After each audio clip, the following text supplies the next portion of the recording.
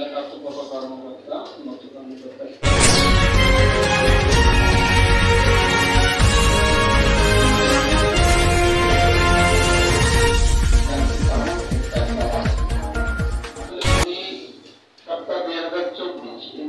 আমাদের পুলিশের কিছু দায়িত্ববোধ আছে যেগুলো আমাদের প্রায় ফেস করছি। আমার তো অনেকে আছে নামজারি করছি, নামজারি হয়ে যাচ্ছে, কিন্তু দেখা যাচ্ছে তার ভিতরেও আমরা হয়তো ইসলাম মহোদয় অনেক জানি না। আমরা আমাদের উপজেলা নির্বাহী কর্মকর্তা ইসলাম মহোদয়ের সাথে কথা বলি, তাদের নিচে পর্যায়ে অনেক ব্যস্ততার মাঝে ব্যবস্থা হয়তো অনেক সময় হয়ে গেল, মানে সবাই বিশ্বাস সাপেক্ষিত হয়ে যায়। আর সবাই বিশ্বাসী করা কোনো কিন্তু অপরাধ না হয়ে যায়। তখন হওয়ার পরও কিন্তু ভুল সরল বিশ্বাস হলেও তো একটা ভুল নিয়ে আমাদের চলতে হয়। আর এরপরে দেখা যাচ্ছে যে জমি একজনের নাম জারি হয়ে গেছে আরেকজনের নাম। এই দুই পক্ষ দখল নিয়ে এবার হচ্ছে আইন শৃঙ্খলা অবনতি, মারামারি, মামলা হামলা বিভিন্ন পর্যায়ে দিয়ে থাকে। আমাদের যারা সচেতন নাগরিক আছে, যারা আছে, আমরা প্রত্যেকে আমাদের এই বিষয়টা, বিশেষ করে ভূমির বিষয়টা যখন আমরা নাম জারি করবো বা কারো কাছে প্রায় বিক্রয় করবো, সেক্ষেত্রে আমি মনে করি যে আমাদের সেই ভূমির বিষয়টা সার্বিক সবার সাথে পরামর্শ করে যারা নিখুঁত ভাবে আইনের ভিতর থেকে একটা ফ্রেশ দলিল বা ফ্রেশ জমি নিতে পারি, সেটাই আমাদের মূল লক্ষ্য হওয়া উচিত। আরেকটা বিষয় থাকে যে আমরা অনেক সময় দেখি যে জমি একজনের দখলে রয়েছে, ওই জমি আরেকজনের বিক্রি করে দিয়ে চলে গেছে।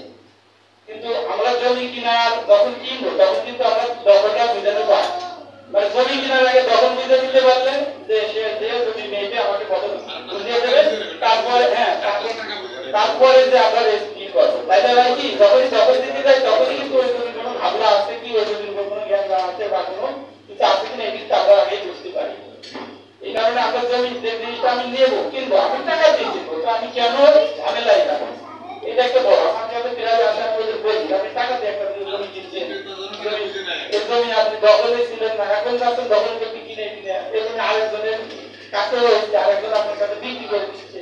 এটা কিন্তু আমাদের ভাই আমাদের সচেতনতার অভাবে এবং আমাদের জানা বা নিজেদের একটু তদন্ত সাপেক্ষে জিনিসটা যাচাই করে নেওয়ার অভাবে আমি এই ভূমি সপ্তাহ উপলক্ষে আজকে আমি সবার কাছে আশা রাখি যে আমরা পরবর্তী প্রত্যেকের কাছে মেসেজ দিয়ে দেবো যে আমরা যে জমি কিনবো ওই জমি কেনার আগে আমরা দখল বুঝে নেবো। ওই জমি কেনার আগে তার পুরো কাগজপত্র আমাদের ডিসি অফিস, তারপরে সার্ভিসের অফিস, তারপর আমাদের যে অফিস ভূমি অফিস আছে, আমরা সেখান থেকে প্রত্যেকটা বিশেষ করে যে আমাদের যে ইয়েগুলো আছে, রেকর্ড গুলো আছে এবং দলিল গুলো আছে, পর্যায়ক্রমে সব চেক করে আমরা যখন নিতে পারে সেক্ষেত্রে জমি নিয়ে আমার মনে হয় এই যেগুলো বললাম এই সার্বিক দিকগুলো মেনটেন করলে আপনাদের সমস্যা থাকার কথা না। আমি সবাই কাছে আমি যে কথাগুলো বললাম আপনারা সবাই আপনারা এই বিষয়টা মানুষের কাছে মেসেজ দিয়ে দিতে পারেন। আমাদের যারা ভূমি সেবা গ্রহীতা বা ভূমি ক্রয় যারা করে এদের কাছে মেসেজগুলো যদি আমরা কার্যকরী দিতে পারি, আমি মনে করি আমাদের এই যে সমস্যাগুলো আমরা ঠিক করতে এই সমস্যাগুলো আমরা সার্বিক না হলেও 90% কাজ করতে সম্ভব হবে। আমি আবার এই অভিযোগ প্রচুর আসে, কোন আমাদের মধ্যস্থতাকারী ছিল, আপনার সাথে একজন আসছিল না মনে আছে, দেশে বায়না করেছে, দলিল হয় নাই, সে টাকা আটকা পড়ে গেছে, মেম্বাররা টাকা আদায় করে দিতে পারতেছে না, ফলে দলিল করার আগে টাকা বুঝে নিয়ে, কারণ দলিল হয়ে যাওয়ার পর অনেকে আবার টাকা দিতে চায় না।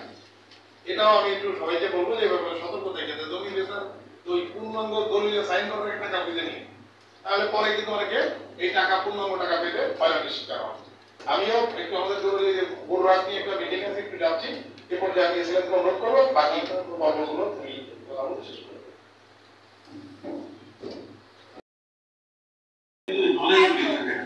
নলেজগুলি না থাকলে এই ভূমি ব্যবস্থাপনার পিছনের দিকে থাকে এক ধরনের মানে দালাল শ্রেণীর লোক, তারা তাদেরকে বিভিন্ন ভাবে মিসগাইড করে। এটাকে রোধ করতে গেলে শুধুমাত্র প্রশাসন পারবে না, শুধুমাত্র সরকার পারবে না, জনগণকে এ বিষয়ে সজাগ হতে হবে এবং জনগণ কাছে আমরা সহযোগিতা চাই এবং আমাদের সঙ্গে যোগাযোগ করলে বা আমাদের যে ঊর্ধ্বতন কর্মকর্তা যারা যেমন ইউনো আছেন, এসল্যান্ড আছেন বা ডিসি সাহেব আছেন, তাদের সঙ্গে কথা বললে কেউ প্রতারণা করছে তখন তারা এগুলিকে কন্ট্রোল করতে পারবে। সরকারিভাবে কিন্তু দিক নির্দেশনা তাদের গভর্নমেন্ট দিয়ে দিচ্ছে। ডিজিটাল বাংলাদেশের স্বপ্নকে রূপ দিতে সরকার যুগান্তকারী বিভিন্ন পদক্ষেপের অংশ এবং রূপকল্প 2021 আলোকে উন্নত বাংলাদেশ বিনির্মাণে ভূমি মন্ত্রণালয়ের পরিষেবাগুলিকে আপগ্রেড করার অংশ হিসেবে ভূমি মন্ত্রণালয়ের ডিজিটালাইজেশনের ফলে জনগণ সহজে ভূমি সেবা গ্রহণ করতে পারছে। ভূমি রেকর্ড ও জরিপ অধিদপ্তর বাংলাদেশের প্রাচীন জমিদারি উচ্ছেদের পরে এসে জরিপ পরিচালিত হয় এবং 1965 সাল থেকে আদেশ জরিপ কার্যক্রম পরিচালিত হচ্ছে। মাননীয় প্রধানমন্ত্রী আর বাংলাদেশ সরকার অর্থায়নে এর মাধ্যমে বাংলাদেশের মোট 38টি এলাকা জরিপ কার্যক্রম ডিজিটাল পদ্ধতিতে সম্পন্ন করা হবে। এর বাইরে বাকি যে এলাকাগুলো রয়েছে সেগুলোকে ডিজিটাল জরিপের আওতায় এনে একটি ডিজিটাইজ ম্যাপ এবং ডিজিটাইজ খতিয়ান বেস তৈরি করার জন্য একটি বড় ধরনের প্রকল্প গ্রহণের বিষয়টি ফিজিবিলিটি স্টাডি পর্যায়ে রয়েছে। আমরা আশাবাদী এই কার্যক্রম শুরু হলে মানুষ তার হাতের মুঠোয় ভূমি সম্পর্কিত সকল তথ্য পাবে এবং তার মাধ্যমে তার অধিকারটি নিশ্চিত হবে। আমরা ম্যাপগুলোকে আমরা ওয়েবসাইটে প্রকাশ করেছি এবং খতিয়ানগুলোকে ওয়েবসাইটে প্রকাশ করেছি। মানুষের প্রয়োজনীয় ম্যাপটি করতে পারছি এবং আমরা অত্যন্ত আশাবাদী অদূর ভবিষ্যতে এটি অনলাইন পদ্ধতিতে ঘরে বসে ম্যাপ প্রিন্টিং পাবে এবং খতিয়ানটি বর্তমানে যার যার অবস্থান থেকে তারা কিন্তু ডাউনলোড করে আমি অত্যন্ত আশাবাদী আমরা যে কার্যক্রমগুলো গ্রহণ করছি সেটা যদি সম্পূর্ণ হয় জরিপ ব্যবস্থাপনা সঠিকভাবে করা গেলে মানুষের ভূমির অধিকার যেমন প্রতিষ্ঠিত হবে তেমনি ভাবে স্মার্ট ভূমি ব্যবস্থাপনা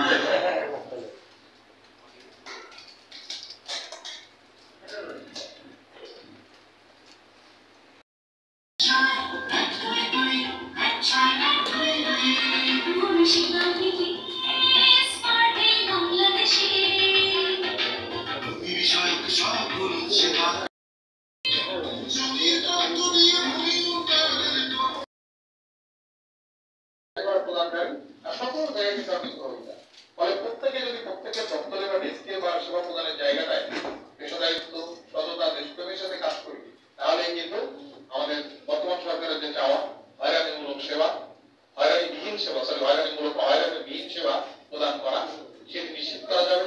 জনগণ সহজে সেবাটা পাবে। এটার জন্য আমাদের সকলকে একসাথে কাজ করতে হবে। আমাদের আপনাদের যারা রয়েছেন সেবা গ্রহীতা তাদের ফিডব্যাকটা আমাদের জন্য অত্যন্ত জরুরি।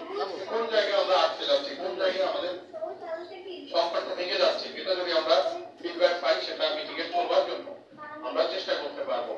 আমি একটি কথা বলবার চেষ্টা করতে পারি এটুকুই যে আমার যে অবজারভেশন সেটিতে ডে বাই ডে পরিস্থিতি উন্নতি হচ্ছে। সকল সেবার ক্ষেত্রে আমাদের সেবার মান, সেবা প্রদানের ক্ষেত্রে যে ব্যারিয়ারগুলো এগুলো কিন্তু আস্তে আস্তে কমে যাচ্ছে এবং এক্ষেত্রে যিনি সেবা গ্রহীতা তিনি আমাদের বর্তমান প্রধানমন্ত্রী যে চলে গেছেন তিনি খুবই ওনার মতো লোক আলিমুল সাহেব ওনার মতো লোক পাওয়া আমাদের জীবনের জন্য খুবই ইয়ে ছিল প্রশংসনীয়। আমাদের এলাকায় 10টা টাকা কারো লাগতো না, 10টা টাকা এই এসিলাম অফিসে দেওয়া লাগতো না। যাই হোক আমি বলতে গেলে অনেক কথা হয়ে যাবে, কথা পেটে থাকলে কম বেড়ে গেলে কম, এই জন্য কথা বলবো না। অনেক কথা জানি আমি, সেটা আমাদের যে ইয়ং ইসলাম সাহেব উনি আসছেন নতুন, ওনার সাথে বিষয়টা নিয়ে স্পেশালভাবে ওনার সাথে কথা বলবো যাতে আমাদের এলাকার লোক হয়রানি না হয়। আপনি শুধুমাত্র এই দিকে খেয়াল রাখবেন যাতে আমার ছেলে একটা চাকরি করে আপনার ইসলামে আন্ডারে, আমার কৃষি আন্ডারে, উনি চাকরি করেন, উনি আছেন। কেননা তার কাছ থেকে অনেকটা কথাবার্তা জানতে পারি যে কি হয় না হয়, এটা ছেলেই বলে আর কি। তো যাই হোক আমি আশা করি যে আপনি আসছেন আমাদের যাতে জনগণ যেন